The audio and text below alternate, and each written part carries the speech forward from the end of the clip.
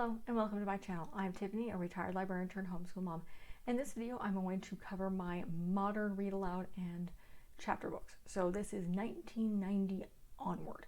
So as opposed to my previous videos, this is a case where, yeah, you get to judge the author all you want.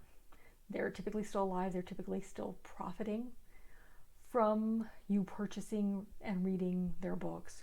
So people like Rowling, unless you already have the books or borrowing them from the library and really want to look in depth of her viewpoints, and I probably am going to cover Harry Potter on this channel at some point, but the big thing is don't buy her books new and talk to your children about why you're reading them, if you want to read them, and why it's kind of questionable just because what the authors come out believing. So that's the big thing with this section as opposed to my previous, where you really do get to, and I do encourage you to look at the author, particularly if the newer the books are, these authors are definitely really profiting from them. Some of the older books, it depends on when the author was most active. I still need to do a little bit of research into Lynn Reed Banks, who, if anybody's familiar, she wrote The Indian in the Cupboard. She also has some more books. I think she was primarily active in the 80s. So why I do intend to cover a couple of her books, she's also in her 90s, so she's not going to be around too much longer. And The Indian in the Cupboard, she was born, I believe when I checked, was born in 1929. So that gives a little bit more leeway, but again, I don't know if I'm going to cover that book specifically. A few others you can look forward to in this section is Brian Jocks.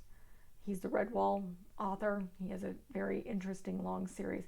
That's definitely more in the teen range, though I will definitely think about rereading them, seeing if they're viable as a read aloud book for younger kids.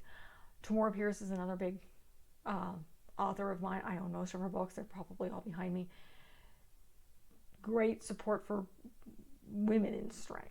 So that's where she writes medieval fantasy, and she has a lot of strong female characters, which is something that I want to bring to my daughter's viewpoints. They're definitely books I will cover. I will also be covering Bruce Coville, partially because of a personal connection to Into the Land of the Unicorns. That was really the first long chapter book that I read as a dyslexic. That was a major deal. I was around 11 or 12. So I will be covering his Into the Land of the Unicorns series. Not entirely favorably. I don't like the last two books, but again, I will get there with a review. In this section, as opposed to, say, my other section where I'm covering classics and stuff that was really popular, with this section, I'm mainly why the books I'm going to be reading may be popular. They're also stuff that I personally enjoy, either something that I read when I was a teen, or I got really into kind of teen fantasy. In fact, I found Tamora Pierce when I was in my 20s, when I was spending a lot of time either first kind of just hanging out in the public libraries or later working in them, which eventually led to a library degree. So you're going to see a lot of fantasy and science fiction. That's kind of where I sat. I'll cover a little bit of historical fiction that's not really my thing.